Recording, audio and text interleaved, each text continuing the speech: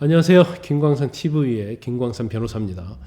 오늘은 몸캠 피싱에 대해서 한번 말씀을 드리려고 해요. 물론 몸캠 피싱 방법이 여러 가지가 있지만 전형적인 경우에 대해서 말씀을 드리려고 합니다. 몸캠 피싱을 당하는 사람이 굉장히 많이 있어요. 그리고 그로 인해서 돈도 지불하고 계속 협박받고 경우에 따라서는 그로 인해서 자살하는 사람도 있고 그럽니다. 그런데 몸캠 피싱 시작이 대부분이 처음에 SNS랄지 아니면 어떤 톡을 통해서 대화를 시작을 하죠. 여자가 이제 점차적으로 유혹을 합니다. 굉장히 대화에서 은밀한 대화로 굉장히 유도를 하는 거예요.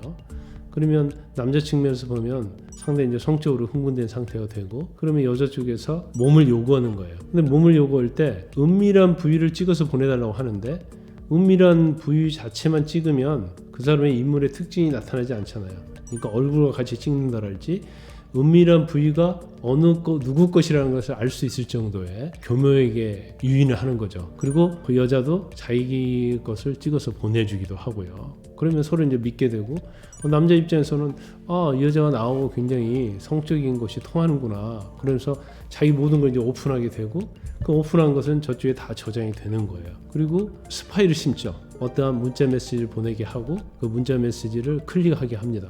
그런 순간 자기 핸드폰에 해킹이 되고, 어떤 경우도 있냐면 직접 상담을 해봤는데 그 문자 메시지를 클릭하자마자 자기 핸드폰을 누가 계속 조정하고 있다는 거예요. 그래서 들어가서 그 안에 있는 사진이랄지 전화번호, 특히 이제 그 목적이 주로 전화번호를 많이 가져가죠. 그래서 그 전화번호를 가져간 다음에 그때 갑자기 돌변하는 거예요. 너의 이러한 모습들을 너의 전화번호를 통해서 다 뿌리겠다는 거예요. 그러면 해킹을 하게 되면 이 사람이 직업을 알 수가 있죠. 왜냐면 카톡 내용 같은 걸 다 보고 결혼했는지 안 했는지, 누구하고 친한지, 부모가 누구인지, 우리가 전화 걸 때 어머니 이렇게 저장하잖아요. 부인은 애칭을 써서 해서 알 수가 있고, 그러면 본인 입장에서는 이제 멘붕이 오는 거죠. 그러면서 그걸 가지고 이제 처음에 돈을 입금하라 협박을 하기 시작합니다. 그래서 시간을 정해주는 거예요. 몇 시까지 입금하라고. 그러면 사실 이게 입금을 해서 한 번으로 끝나는 게 아니고 그 입금을 하고 나면 또 계속 돈을 요구하게 돼요. 그럼 어떻게 보면 그 사람이 돈이 다 떨어지든지 아니면 그 사람이 행방불명 되든지 죽을 때까지 계속 이것을 갈취를 하는 거죠. 그래서 돈을 준다고 해서 해결될 건 분명히 아니다라는 거고요.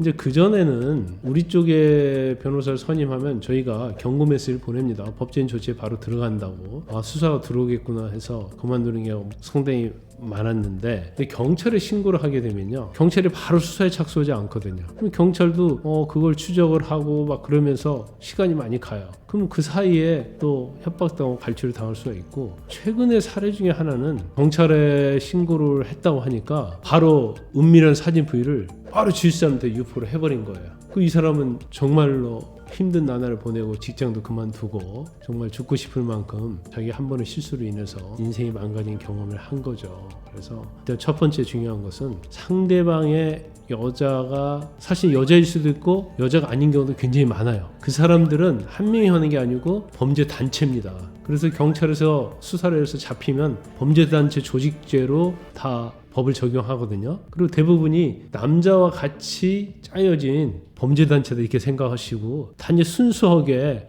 이걸 통해서 서로가 성적 감정이 통했다 이렇게 생각하는 것이 바로 지옥의 구렁텅이로 가는 지름길이다 그렇게 생각하시고, 절대로 자신의 몸을 촬영해서 누구한테 보낸다든지 그런 걸 하면 안 되고요. 두 번째는 여러분이 만약 실수를 했어요. 절대 그래서는 안 되지만, 근데 그게 돈으로 해결되지 않는다는 거죠. 그러면 국가 공권력이 개입한다 하더라도 대부분이 추적하기 어려워요. 특히 중국이나 외국에 서버를 두고 아니면 거기를 통해서 하는 경우가 많기 때문에 경찰이 추적해서 잡기가 굉장히 어렵습니다. 그리고 경찰이 신고한다고 해서 잡히는 경우가 많지 않아요. 그럼 어떻게 할 것이냐? 굉장히 난감해요. 전에는 우리가 선임하면 거의 다 해결을 해줬어요. 근데 지금은 또 상황이 좀 달라졌거든요. 근데 결과적으로 돈이 없다고 하면서 계속적으로 시간을 끌 수밖에 없어요. 근데 만약에 그쪽에서 전화 오는 거 안 받으면 그 사람이 다른 몸캠피싱 피해자로 하여금 전화를 하게 만들어서 경고를 하는 거예요. 이거 얼마나 끔찍해요. 그러면 정말로 공포에 휩싸이죠. 그런 경우에는 일단은 한번 결과는 어떻든 상담을 한번 받아보는 게 좋고, 돈이 없다고 하면서 돈을 구하는 척을 굉장히 열심히 하는 거예요. 근데 도저히 내가 돈을 구할 수가 없다. 방법이 없다. 그래서 유포해도 할 수는 없다. 하지만 제발 유포하지 말아달라. 그렇게 협상을 하는 거예요. 그러면 저쪽은 계속 협박을 하겠죠.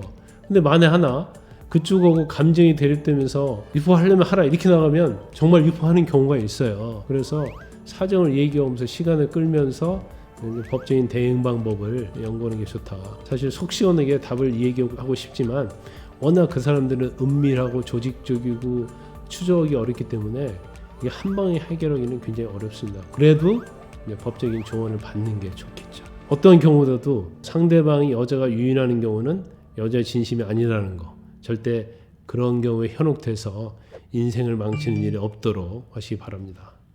감사합니다.